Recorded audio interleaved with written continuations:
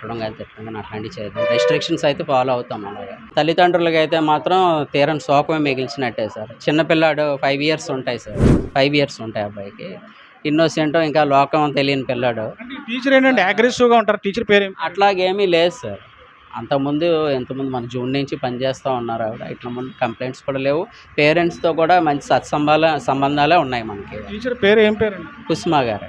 Teacher పిల్లాడిని కొట్టింది.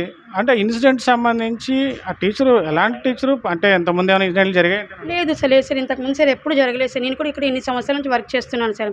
అలాంటిది అయితే ఇప్పటివరకు అయితే అసలు ఎప్పుడు జరగలేదు సార్. ఇది ఫస్ట్ టైం. అంటే బాబు హోంవర్క్ చేయలేదని జస్ట్ నార్మల్గా అంటే ఎందుకు హోంవర్క్ చేయలేదు అని చెప్పేసి ఇలా వేశారు.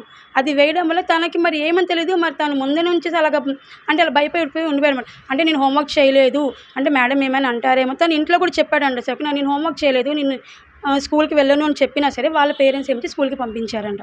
అదే జరిగింది సార్, అంతే.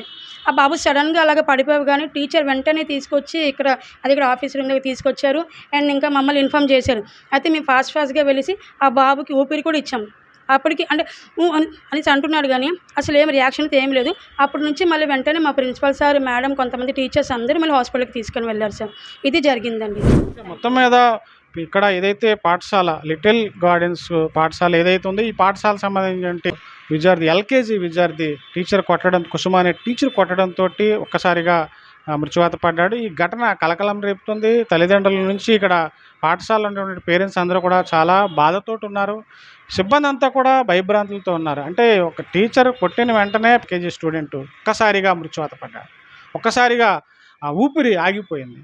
హాస్పిటల్కి తీసుకెళ్ళినా సరే అక్కడ ఫలితం లేకపోయింది. ఈ క్రమంలో ఈ ప్రాంతం అంతా కూడా అలజడి నెలకొంది. ఈ పాఠశాలకు సంబంధించి సిబ్బంది కూడా ఆందోళన ఉన్నారు.